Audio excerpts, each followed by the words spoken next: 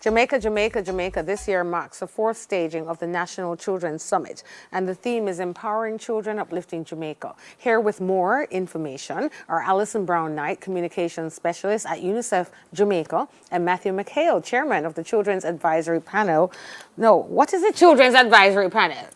Who are you advising, Matthew? Essentially, the Children's Advisory Panel is a panel of youngsters, child participants and youth participants who advise the CEO of the CPFSA on national policy matters and take part in national and international initiatives. CPFSA, which is the Child Protection and Family Services Agency, formerly known as the CDA, after the merger with the OCR. All right, just for our viewers. And Allison, good morning. Good morning. All right, well, let's not act like we're strangers. We're not strangers. Because know we each all other work well. very closely Yes, together. we do. So let's start, Allison, and enlighten us. The role of UNICEF in Jamaica. Let's start there. What does UNICEF do? Sure. First of all, we work primarily with the government, but we also work with a number of NGO and civil society partners.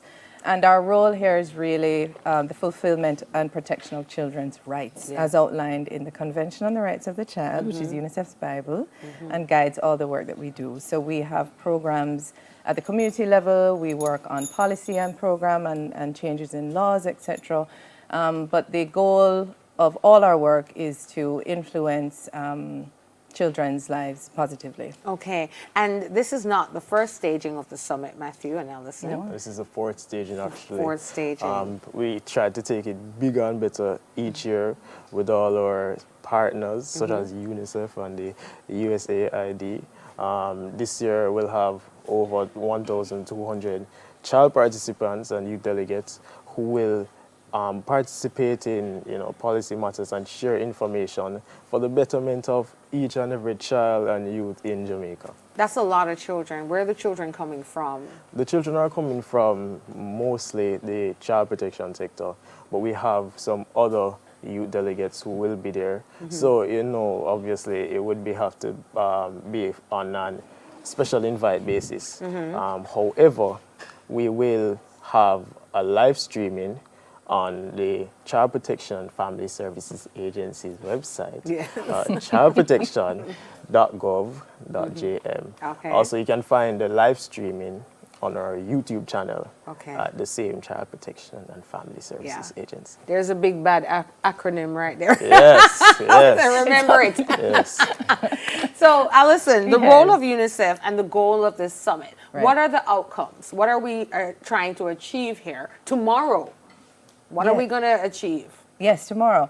So first of all, we as UNICEF are supporting the summit for the first time this year. We haven't done so in the past. Okay. But very importantly, one of the major outcomes is a declaration that is crafted by the children themselves, and they do that every 2 years. And that declaration goes straight to the government. So part of the reason that UNICEF invested in it this year is because it's the 30th anniversary of the Convention on the Rights of the Child. And so globally, UNICEF is using that opportunity to engage with decision makers, with the public, with children, etc., to generate more awareness about children's rights, but also importantly to demand specific action based on the priorities in each country. So country to country, that engagement looks different. In Jamaica, UNICEF's priority issue is violence against children, which is very deeply concerning to us.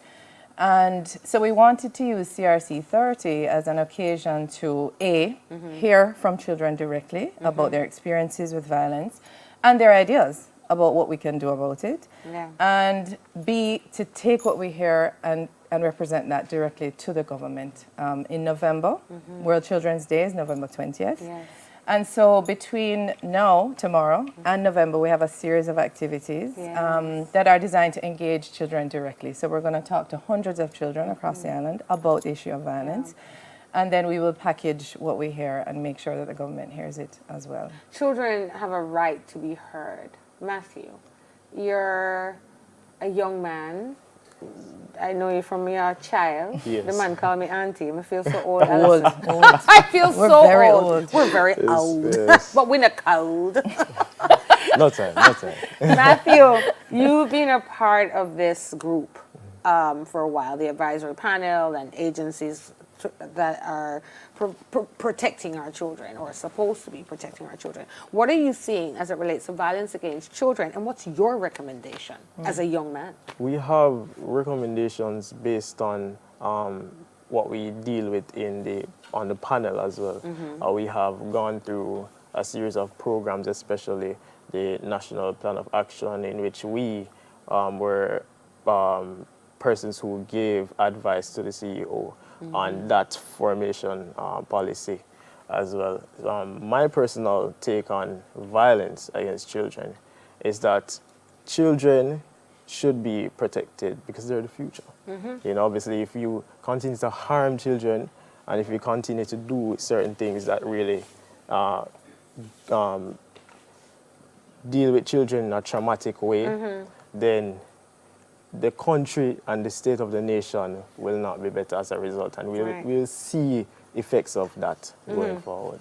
So, Allison, you would know, thank you, Matthew, you would have a lot of data at UNICEF. I know you don't have your notes on you, but give us an idea, a little synopsis. Where are we when country-wise? I mean, UNICEF is a global agency, and I'm sure you have stats from around the world. When we look at violence against children, where do we sit in Jamaica? How bad is it?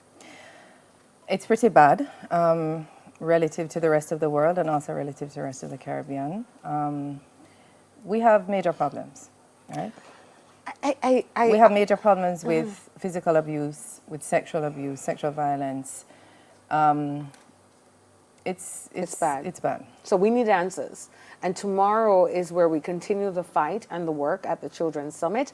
Please give us all the information. Again, I'm going to give Matthew the voice, because we said talk up youth. Talk up youth. Talk up youth. So I'm going to give the youth the chance to just remind Jamaica about what we need to do as adults, what the children need to do, and tomorrow's time, the website addresses, stream, and watch the stream, Tomorrow is really where the child participants and youth delegates get a chance to share their voices together. So we really want the public as well to participate in the live streaming on child protection at the child protection website, childprotection.gov.jm, and as well the Child Protection and Family Services Agency's YouTube channel. Because really, when we get involved in terms of the national plans that especially children are partaking in, we will get a chance to ensure that the country as a whole is better. All right, thank you so much. And you can also go onto UNICEF's website as we celebrate our children. We give them a voice. We try to end violence against our children and make a declaration to the government of Jamaica as to how to protect our children more. It's action time, and I thank you both. Thank you so much. And look at the Convention of the Rights of the Child. People, Google it and see what we need to do for our children. Allison Brown-Knight, Communications Specialist at UNICEF Jamaica, and Matthew McHayle, Chairman, my little nephew, and chairman of the Children's Advisory Panel, CAP. And now it's time for some more music. I won't band bomb this morning. I'm not singing because Raquel is doing too much. I am just going to sit back and enjoy her with the Soul Touch Band. They'll take us to the break.